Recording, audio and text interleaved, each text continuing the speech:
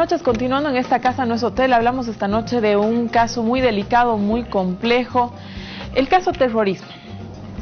César, ya llevamos 5 años desde que ha iniciado el caso y hoy vivimos un debate mediático y político. ¿Qué sucede? Porque esto no logra resolverse.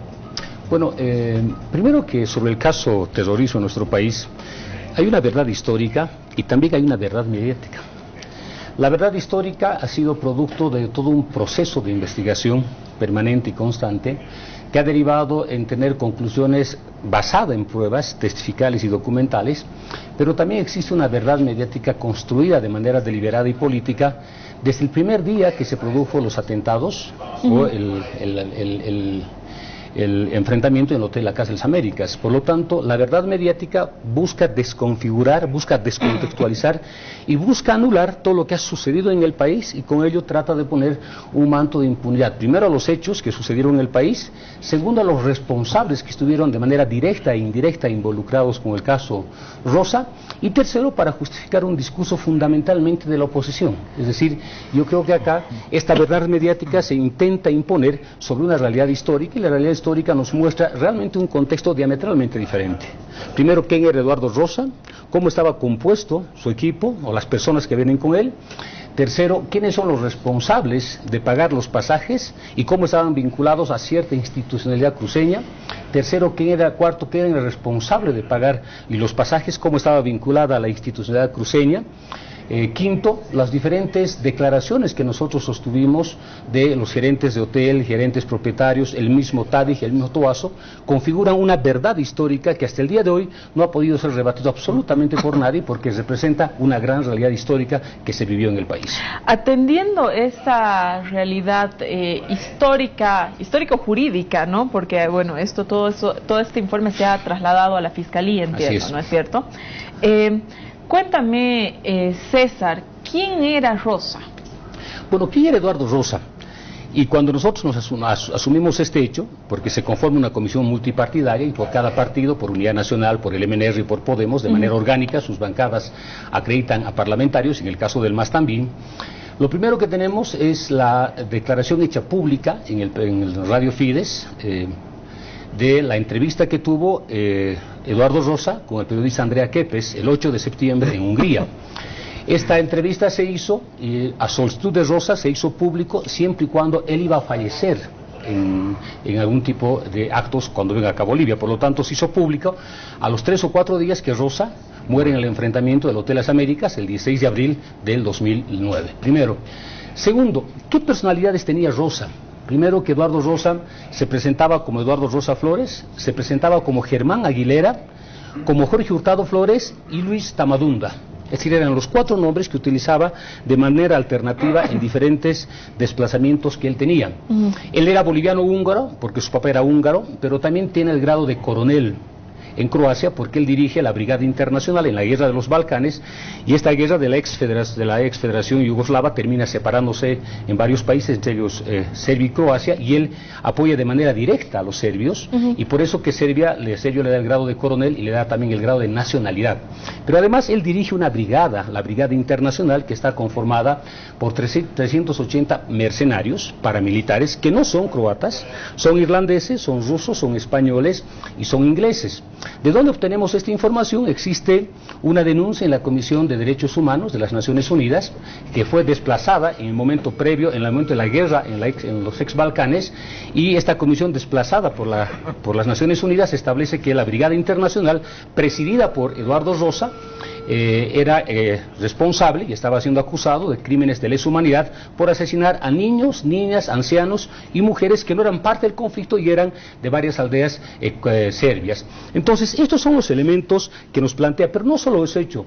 También, Susana, existe la denuncia en las Naciones Unidas de la familia del periodista suizo Wittenberg, que él, porque Rosa se desplazaba en España a inicios del 90 como corresponsal de prensa de la BBC, y en esa oportunidad este periodista suizo, Christian Wittenberg, logró establecer que Rosa estaba vinculado a ciertos grupos irregulares.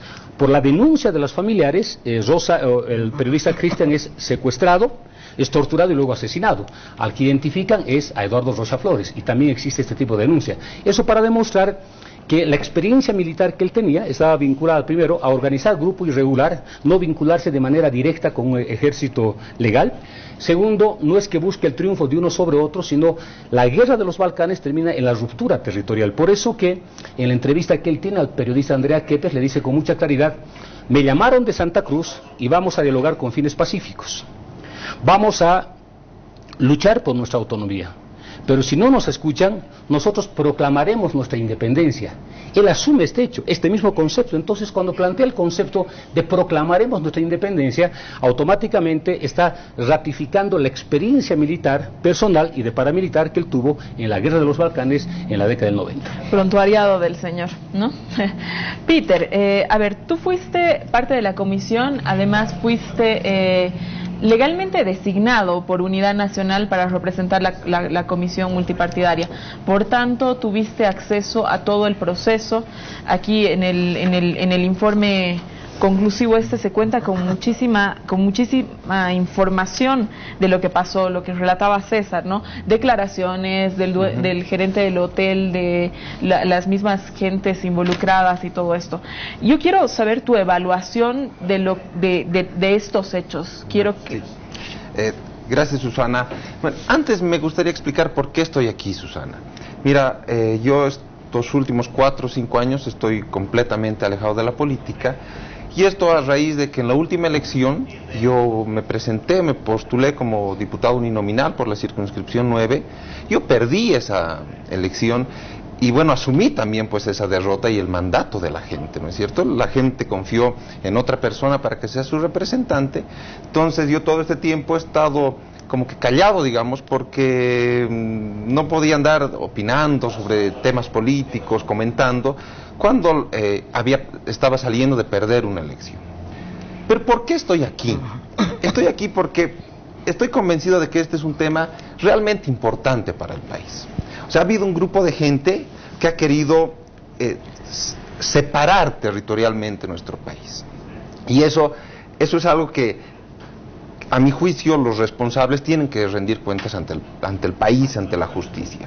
En segundo lugar, Susana, porque yo soy parte de esta comisión, entonces creo que tengo algo que decir, casi como está César. Te agradezco mucho haberme aceptado la invitación, Peter, no, pues de ha sido verdad. un placer. La verdad, cuando tú me llamaste, yo ahí, mientras tú me hablabas por teléfono, yo dudaba si aceptaba o no aceptaba, pero bueno, terminé aceptando. Y en tercer lugar, porque así como estoy alejado de la política, las opiniones que las pueda vertir, las voy a vertir a partir de todo lo que he visto, de todo lo que hemos investigado en la comisión, sin ningún tipo de presión política, sin ningún tipo de presión partidaria de un jefe político, nada de eso. La voy a decir como un ciudadano que hace parte de esta comisión. Respondiendo a tu pregunta, Susana, mira, desde el primer momento en que, después de que se sucede el tema del Hotel Las Américas, existe gente que trata de evitar esta investigación, ¿no es cierto?, de que se conozca la verdad de los hechos. Yo no sé si el César se acordará, por ejemplo, pero el momento en que estábamos formando la comisión, había gente de la bancada de Unidad Nacional que se oponía que yo sea de la comisión y querían que sea Roxana Gentile. Ah, pero por ¿te acuerdas? Claro, también, ¿no es cierto? Y Roxana Gentile, después nos enteramos que era esposa de Hugo Achá, del Tonino Hugo Achá, que ahorita está prófugo, ¿no es cierto? Entonces imagínate que desde ese momento hay gente que interfiere o trata de interferir en la investigación. Yo he estado escuchando todo este tiempo las denuncias contra el fiscal Sosa. Yo creo que hay que partir las aguas. Yo creo que por un lado es el tema terrorismo, con Rosa, la célula militar que creó y todos los colaboradores, entre los financiadores, la gente que participaba con ellos, la gente que les daba cobertura, que les brindaba armas, que les brindaba dinero, que les brindaba, hacía reservas en hoteles, es decir, todo el apoyo logístico que recibían. Ese es un tema. Y otro tema completamente distinto es la inconducta del fiscal Sosa. Claro. Entonces, no hay que mezclar las dos cosas. Por eso, cuando hay gente que dice, no, que convocaremos a un jurado internacional para que investigue, o que esto debería prescribir y que no debería haber nada, Yo quiero decirles, estos señores eran de carne y hueso. Estos señores, Ross y compañía, han venido aquí con intentos separatistas. Entonces, esto se tiene que investigar. No por las inconductas de Sosa vamos a dejar de investigar todo esto. Por ejemplo, hay tanta gente involucrada y es por eso que todos quieren evitar este tipo, que siga adelante. No sé si tú, César, por ejemplo, te acuerdas de el señor Orlando Justiniano, Claro, de la Torre. gerente de la Torre. El señor Orlando Justiniano hace coordinador de la campaña de UN el 2005. Y yo después me he enterado.